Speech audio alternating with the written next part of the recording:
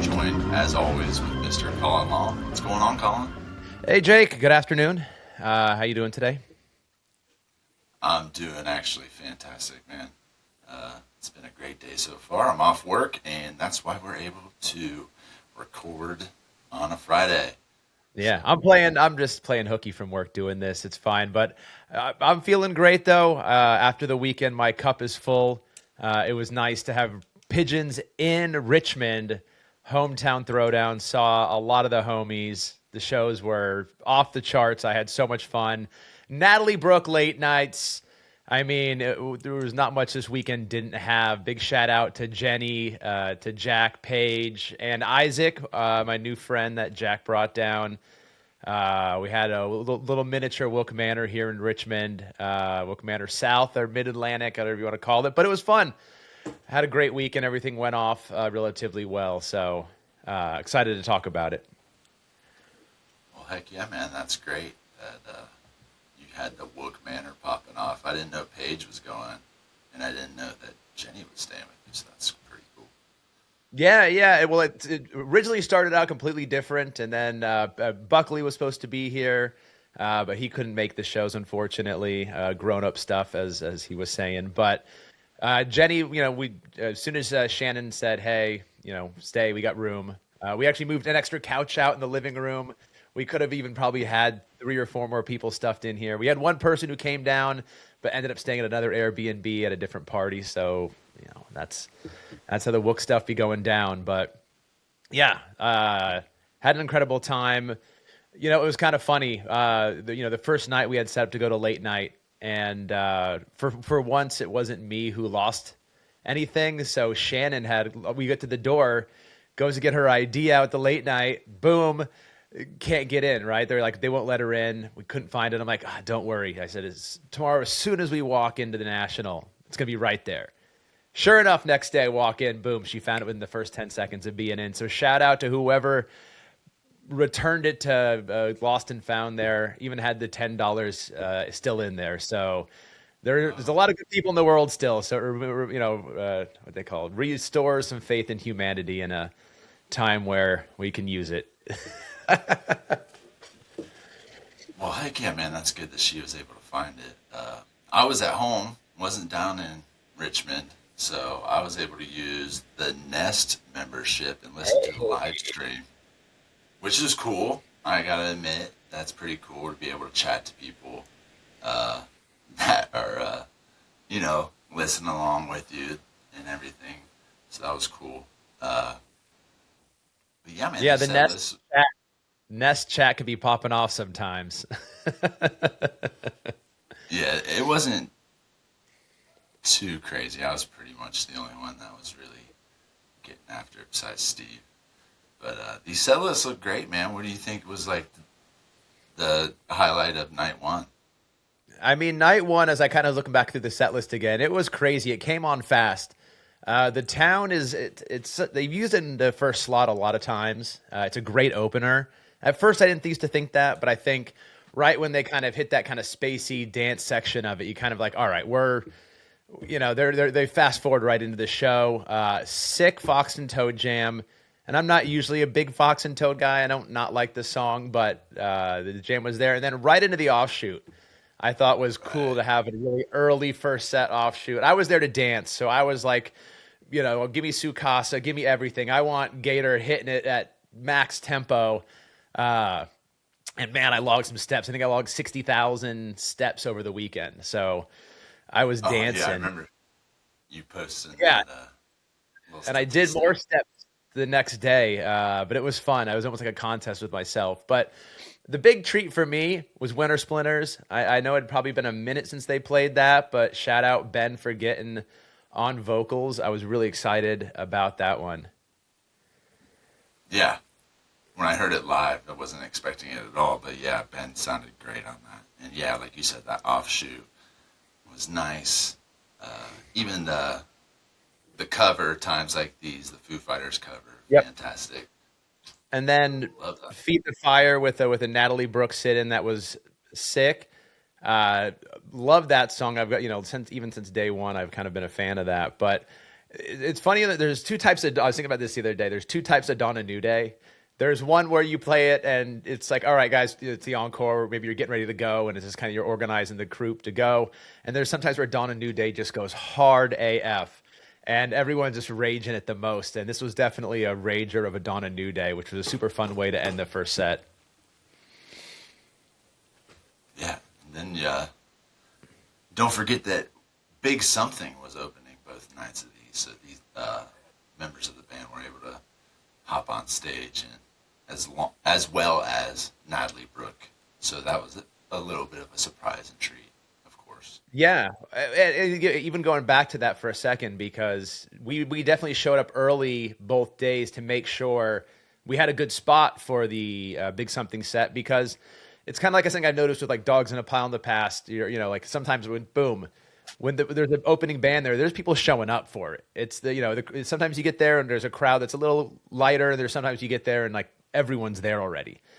So Big Something has big following in the Asheville area. We've seen them there before, but I was so excited mostly because since I moved to Richmond, the number one thing I've wanted to do on my agenda was see Pigeons at the National.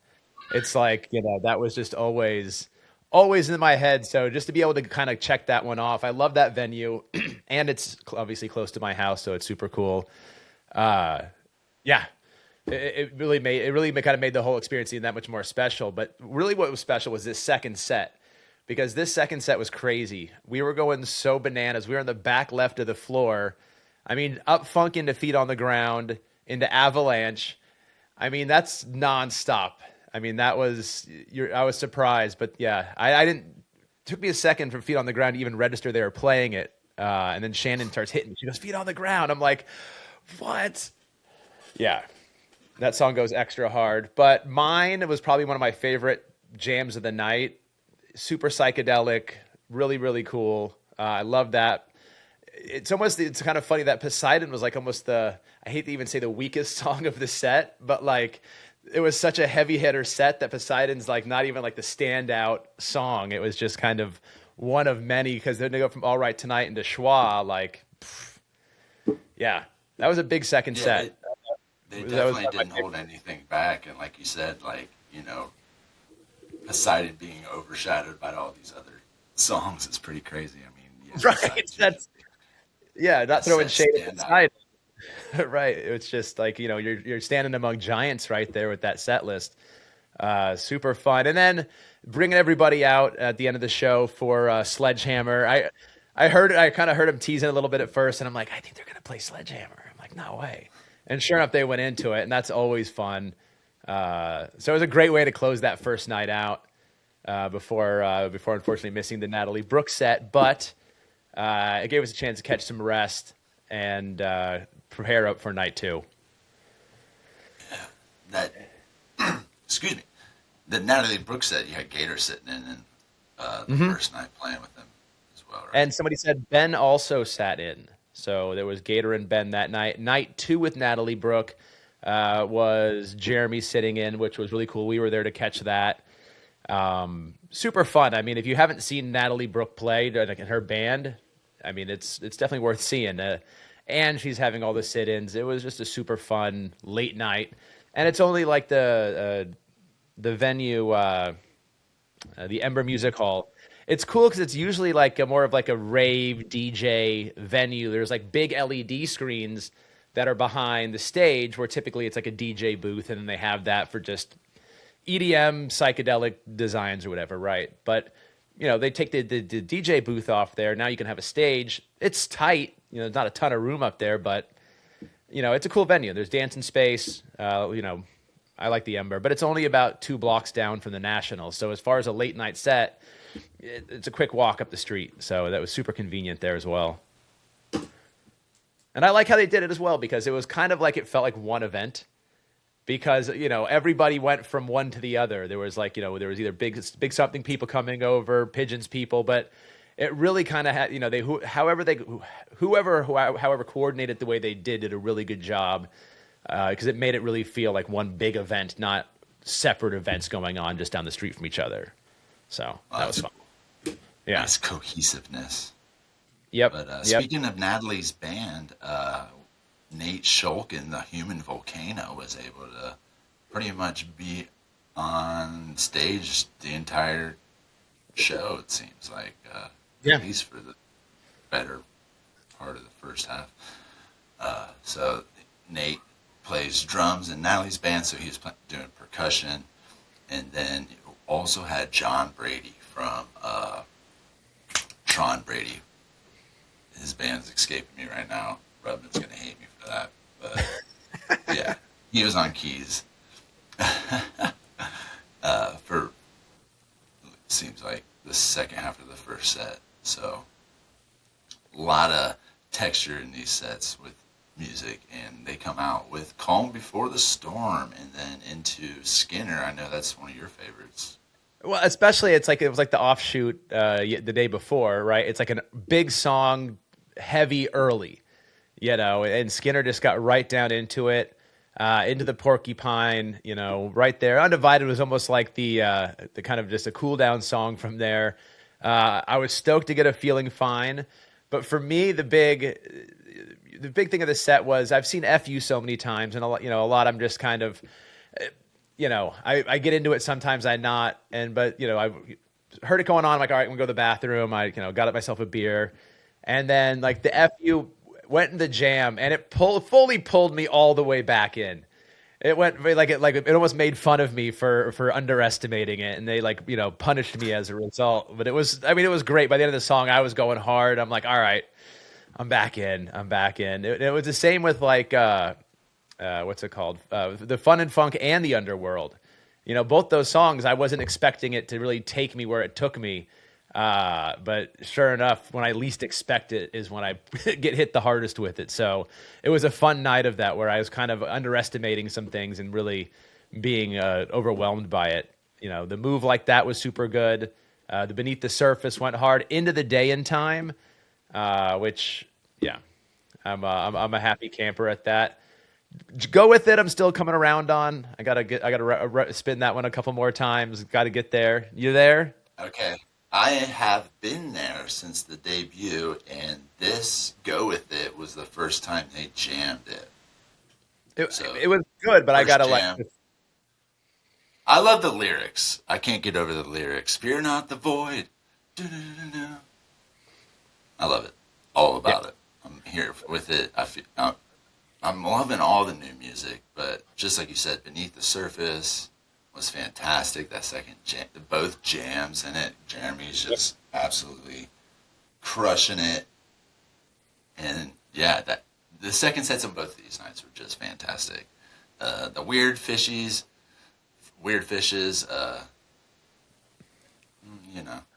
I could have done without it, not throwing shade. I mean, I like radio. It's funny. I was talking to Jack about this the other night. I go, I like Radiohead. There was a time in my life where I listened to a lot of Radiohead, not as much these days, but as soon as I heard Gator going into the drum signature for it, I was like, I'm going to the bathroom. I'll be right back. It's not a bad song, but I'd rather hear the Pigeons not cover Radiohead. I mean, yeah, it just catches me off guard. I'm just like, yeah, like I'm saying, I'm not trying to be a hater on it, but I'd rather them play a Pigeon song than a Radiohead cover if I had a choice. Controversial as that may sound. But yeah, so oh, go ahead. I was just saying, I'm on your side, bud. Okay, good to know. Got your support, Jake. Love it. Good making flippy floppy encore, super fun. Getting everyone out there again. But they were trying to get everyone out to go to the late night there. And so then we went from there down the street again, got in this time, which was great. And it was super fun. I got to see a lot of people in there that I knew. And it was busier than I thought, but Jeremy sat in for a bunch of songs. What's the guy from Big Something's guitarist?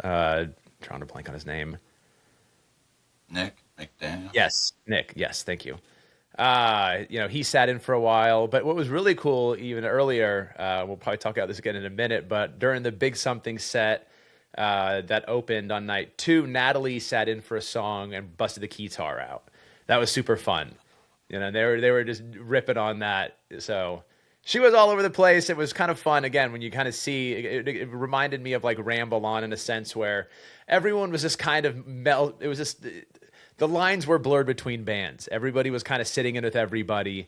You know, you were kind of just getting that real family feel of, you know, they were all out there playing together. So I was really digging how they set up the whole weekend. So I'm stoked also because next weekend, Capitol Theater, we're back.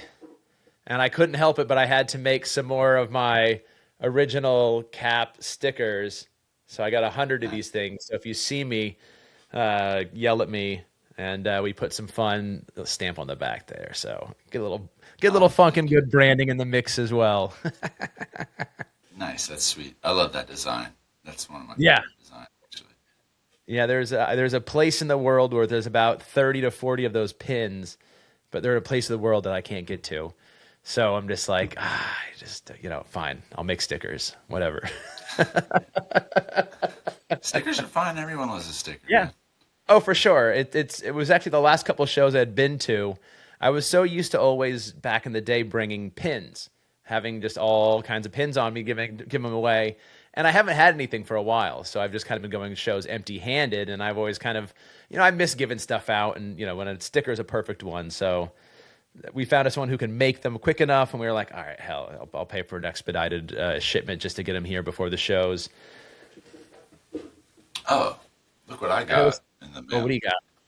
Uh-oh. Came last night.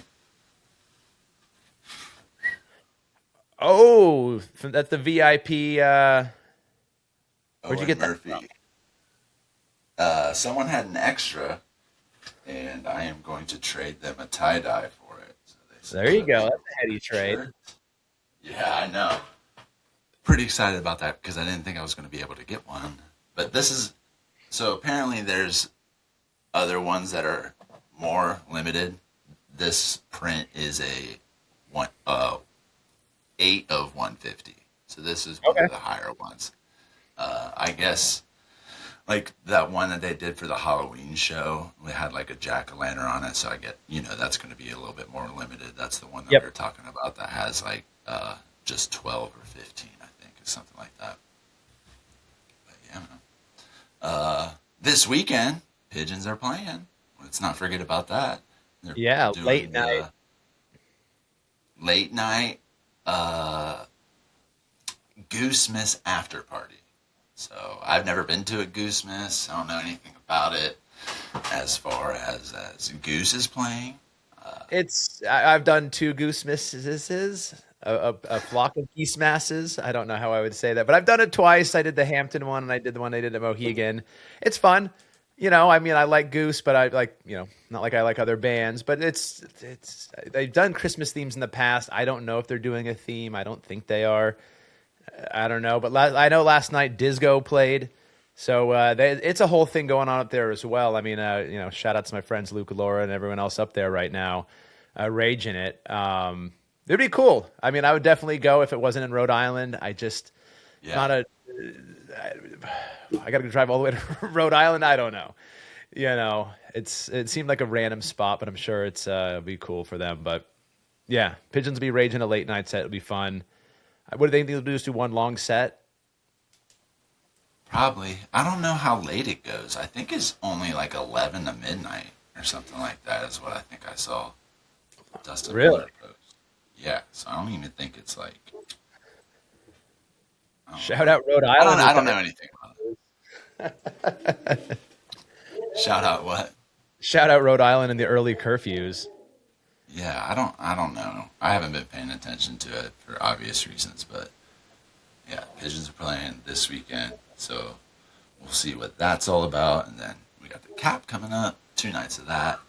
You said you are going. I am unfortunately not going to be able to make any more Pigeon shows for the rest of the year.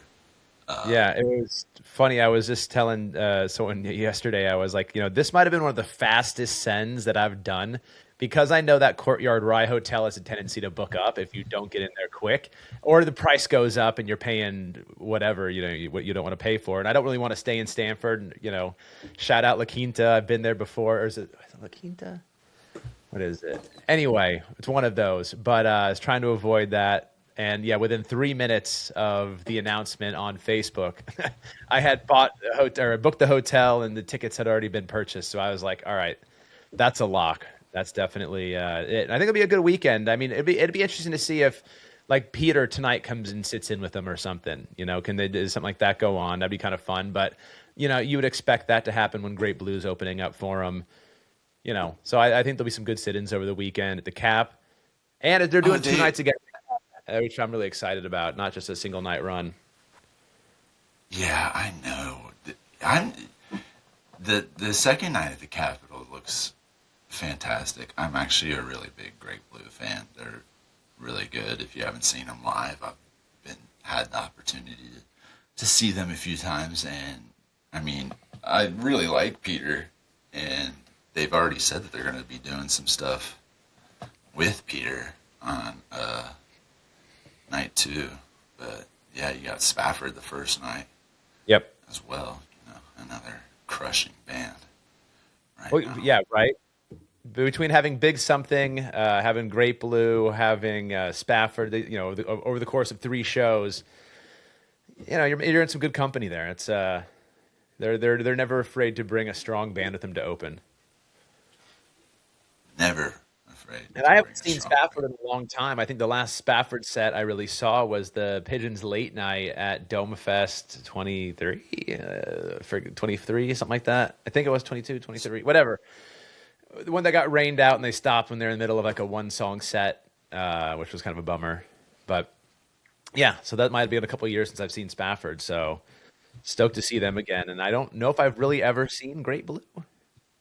I've seen Goose. I've seen the Oreo below a couple times, and I don't know if I've seen any of those side projects. Well, we have a guest supposed to be joining us in about 5 minutes. Natalie Brooke is going to be hopping on before a show, so she's going to be letting us know what's going on in her world for a little bit. Hello. Hello. Hello. Hello. Bum, bum, bum, bum. How's my level? You sound great. Bow, bow, bow.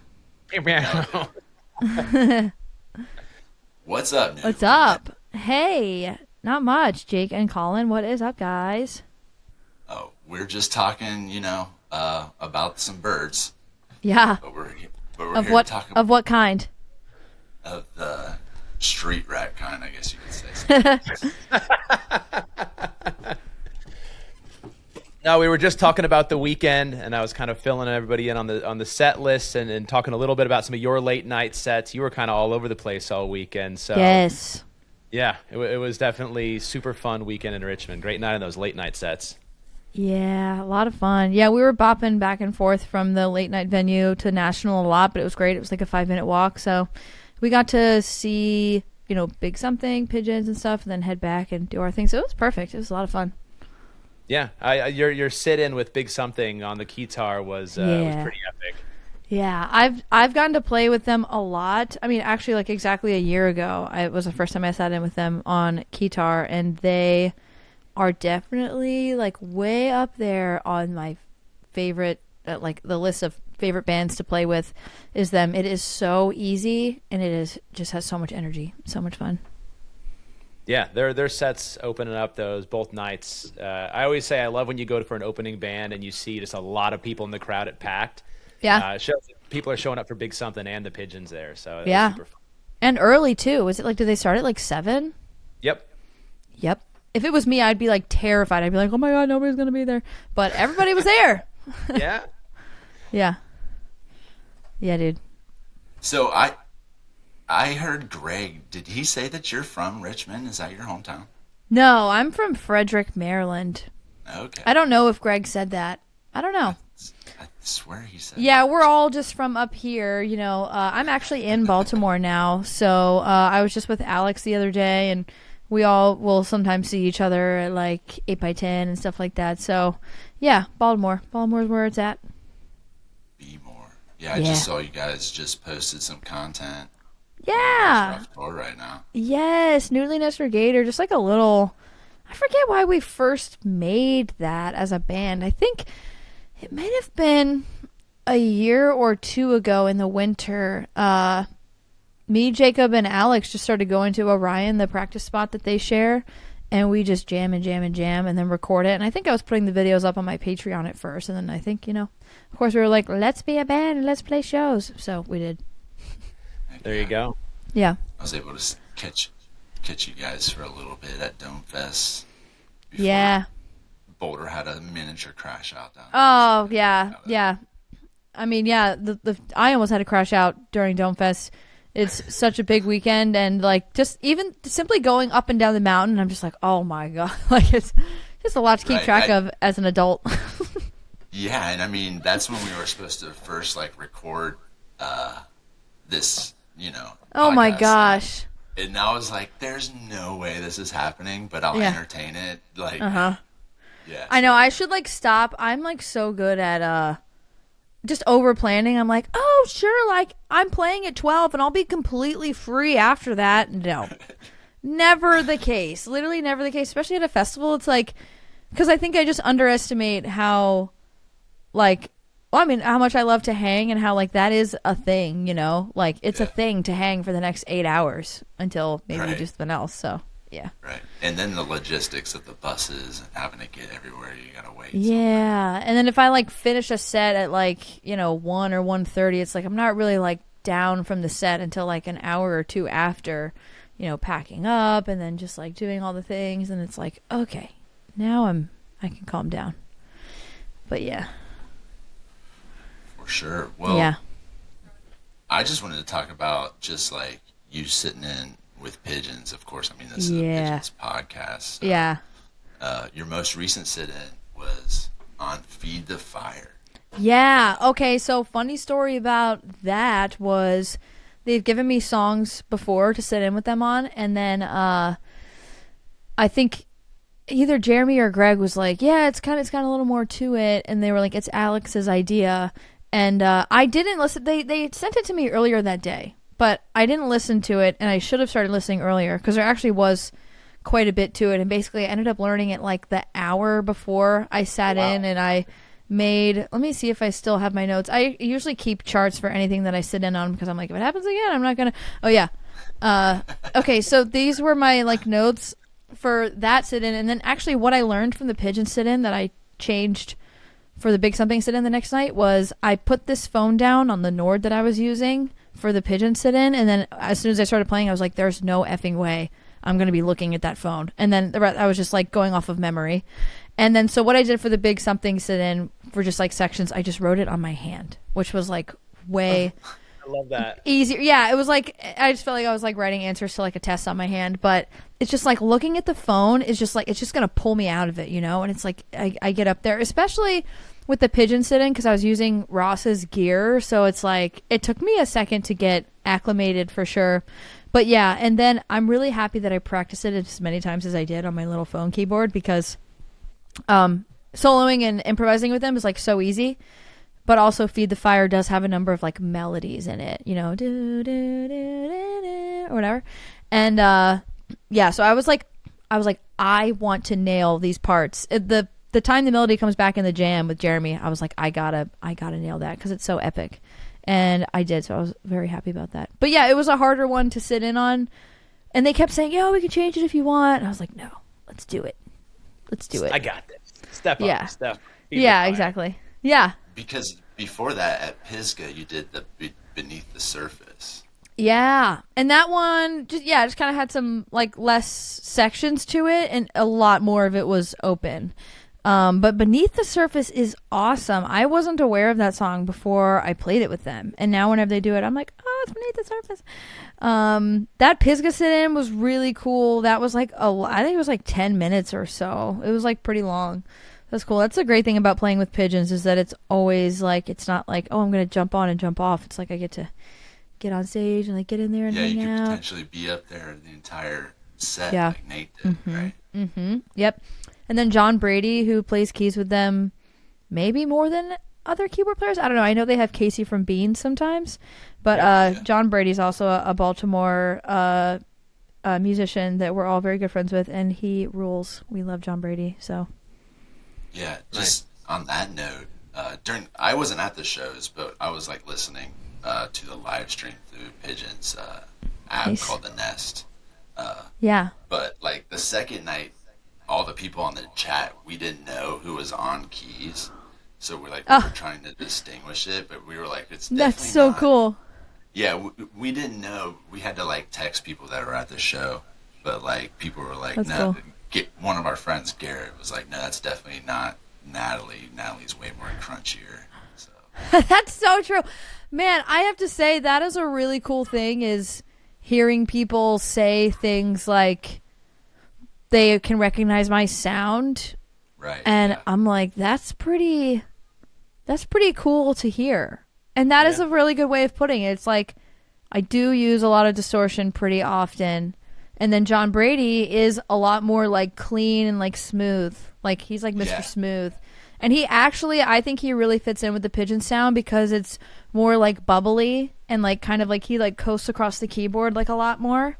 Where I'll kind of like stay on like one thing and like be like really like repetitive like with it. So yeah, that's a really cool point. But I think that your style actually really goes well with how Pigeons is playing. Like recently, they've been going a little bit Yeah. heavier and kind of a little bit more like repetitive, I guess you could say. But I don't think that's Like motif, like building. Yeah. I mean, I'm like, I love the, I don't know, concept, the playing with being repetitive. Like that is so my thing. I'm like, how long can I repeat this and also like build on it? I like to take just a little morsel and make the morsel grow, but like stay as the morsel. So I'm a fan of repetition. Well, I mean, you have new music out right now. New Yeah. album, Measured in Moments. Measured in moments. Been listening to that heavy. Cool. Young Thanks, Boulder. man. Yeah, Aw. Young Boulder's been jamming out to it heavy. He loves it. Cool. Yeah, there's a We little were bit of listening. everything on that album. Yeah, we were listening to Sometimes, and he wanted to let you know that it was a song about dinosaurs. Okay. Sometimes dinosaurs are better off running. That's was- awesome, dude. Thinking about dinosaurs. But Oh, man, that's great. Yeah, my personal actually, favorite off of that is Stupid Head. Stupid Head is the popular one. So I shouted this out at, I think we played at night 2 of the after parties. And I mentioned that Stupid Head is the most played song on the album. And I like thanked everybody because I was like, that song has no chorus. It has hardly any lyrics and it's really long and mostly a jam. So I'm like, thank you guys. Fucking thank you. Sorry, I hope I can use the F-bomb on here. We're good. Of course. Sweet. I just was like, thank you guys for having great taste and appreciating my songs that don't have like verse, chorus, and therefore I don't feel like I like have to do that to have a song that people like. So yeah, Stupid Head rules. It is the most alive take from the album because it literally was. It was like the one where we didn't change anything. Often we would go back and like, oh, fix this, fix that. Let's double the guitar here. So then it becomes more of a produced sounding guitar. But yeah, it was straight through take. That's why in the beginning of the song, you can hear us screaming because Yeah. it was the take before. And we had like gotten out of the jam and we had gotten back into the material that takes us back to the head. And somebody messed up. And then Nate was like, damn it. And I was like, no way. Because it's like such a long song. And I was like, no way. We were almost there. So that was it. That was what that was from. No, I didn't know that it was a one take, but it makes a lot of sense because I was really like digging Yep. the guitars on that. Mm-hmm. And like you said, doesn't sound as overproduced as some Yeah. albums can be. Yeah. I only added in Moog after to double some stuff. But yeah, the rest of it was just straight out of the recording room. It was so much fun. That's cool. Yeah. Yeah. So, Yep. are you on tour right now? Sorry, Colin. Nope. You can go ahead. No, go ahead. I am not on tour. I'm having a great time. Mostly relaxing and getting to play with friends, like I did with Jacob and Alex. Like, we don't really get to do that. I just had like a rehearsal with my friend who's a singer because we're doing like a duo gig. So I have some shows at the end of the year, of course. We don't go back on like tour until March of next year. But end of the year, we're doing Asheville, North Carolina on Saturday, December 27th. And then we go Charleston Poorhouse in South Carolina on Sunday the 28th.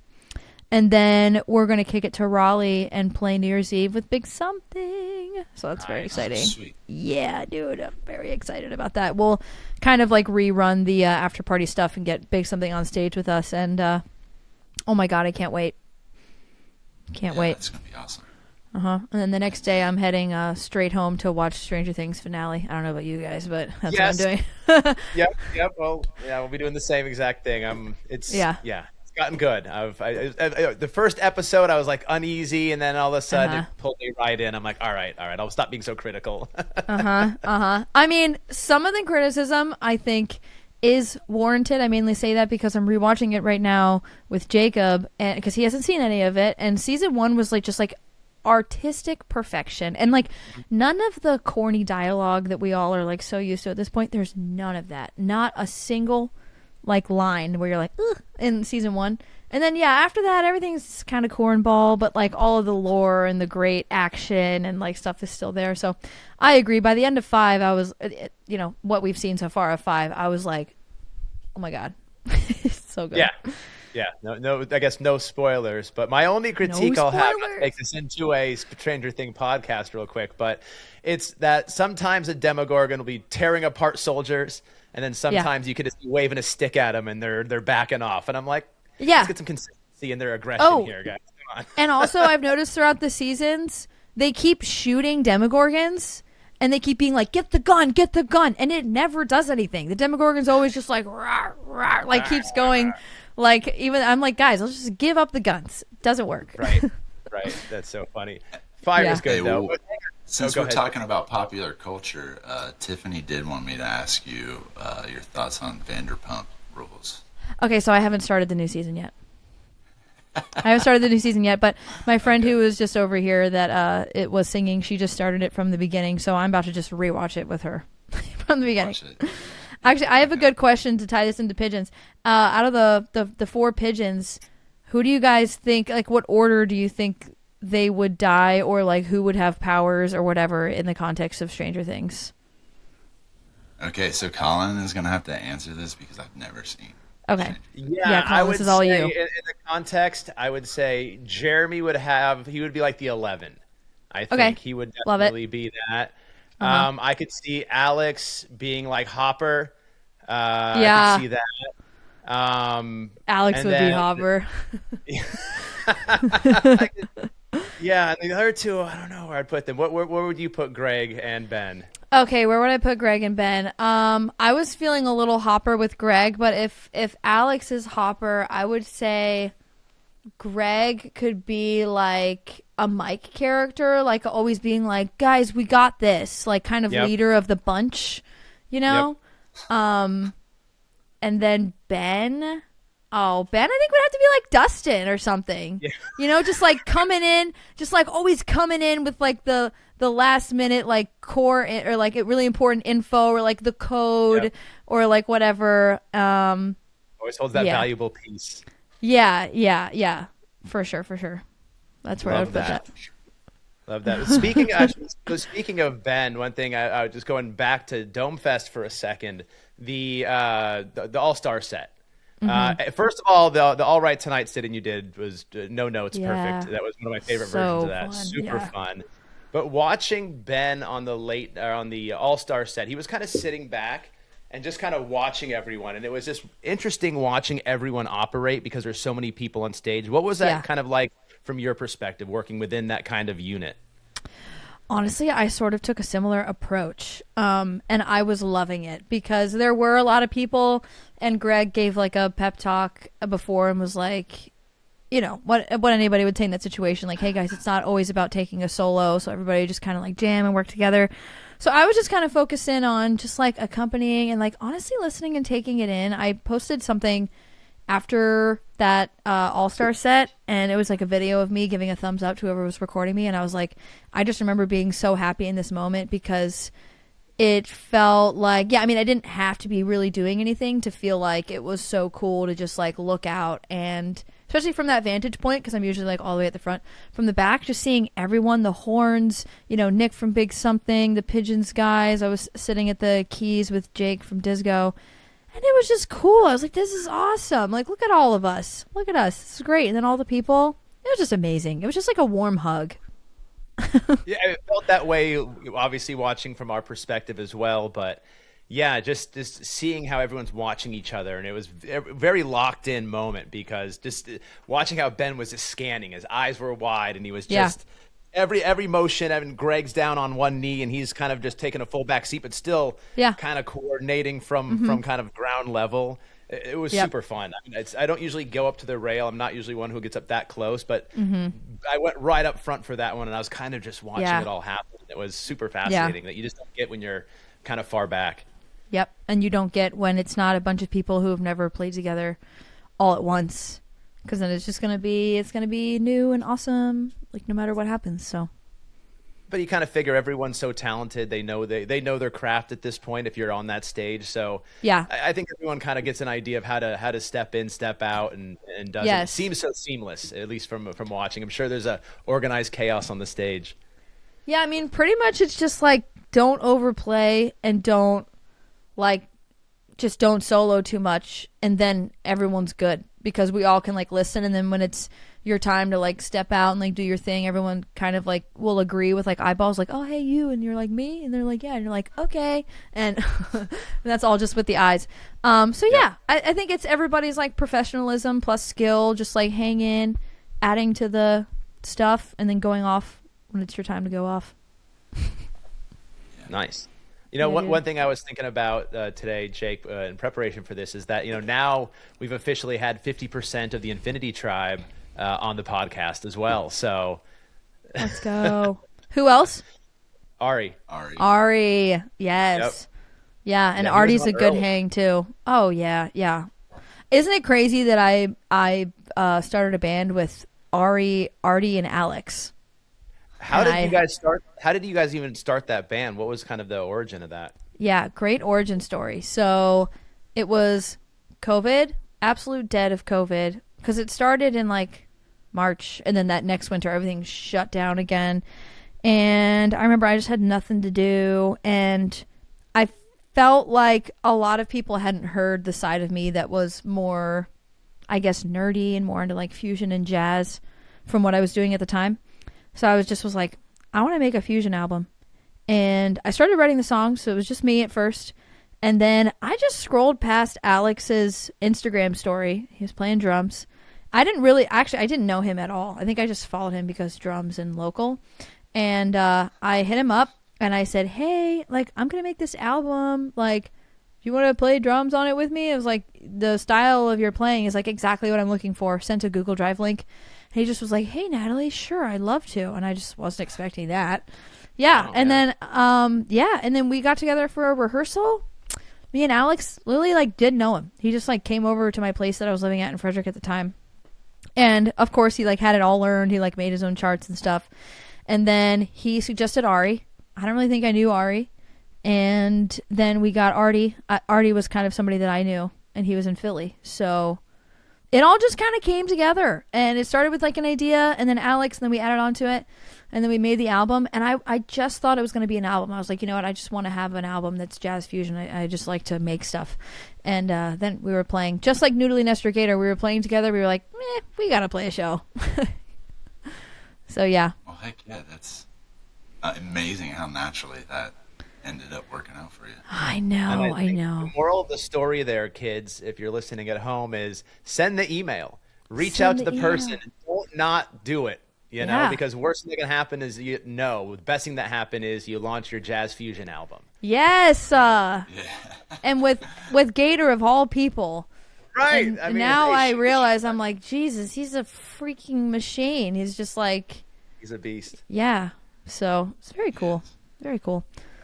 Yeah, because go, Jake. Sorry. I was just gonna say, I know Natalie's got to get out of here soon. She's going to a show later tonight, but yes. I just wanted to say, new shows announced with Dogs in a Pile. Yes. Yeah, so that's gonna be we're gonna be going from Colorado straight to Asheville to start the run with dogs. I don't know the dates very well. I just know that we're going on a run with dogs starting at the end of March. So late March. Yep. Starts in Asheville. I think I have the dates right up. Yeah, I should. 2 nights in Asheville, and then you're in DC. Yes, 9:30 Charlottesville. club. I'll Yep. see you in Charlottesville. We're gonna send it. Cool. Oh my god, I'm so Yeah. excited. Shannon was so you've got- stoked to see those glasses the other night, the late night set when Tiff gave you the glasses. Shannon made those for you. And we saw the Really? photos you weren't- Yeah, yeah. She They're was, on like, my. They're right over there. They're on my mirror where I collect just like a variety of things that I get from people. Loved that. Yeah, when she saw the photos when Tiff sent them, she was super stoked. So, yeah, that those was- are so fun. Yeah, those now are she's so like wants fun. to make more pairs. She's just like all getting creative with it now. Let's go. Let's go. Yeah. Got news. But all right, Natalie. Cool, I think that's guys. it, unless you wanted to say anything else to the flock or anything like that. I don't think so. Just that Richmond was so freaking fun. It was so much fun. Heard. Night 1, night 2. I think it was great. You know, so many people came together to make all that happen. So it's pretty cool. Look at us. Look it up. You. Yeah. All of us. That's what I mean. Everybody. Yeah. The flock, the Collective. bands, the freaking Manny Newman on lights. You know, just everything. Everything everybody does to make it all come together. So, Shout out Manny Newman on the lights. Hell Yeah. Can't forget him. yeah, dude. All right. Well, thank you so much, Natalie. Thank you, Really guys. appreciate it so Yeah. much. Same. All right, later.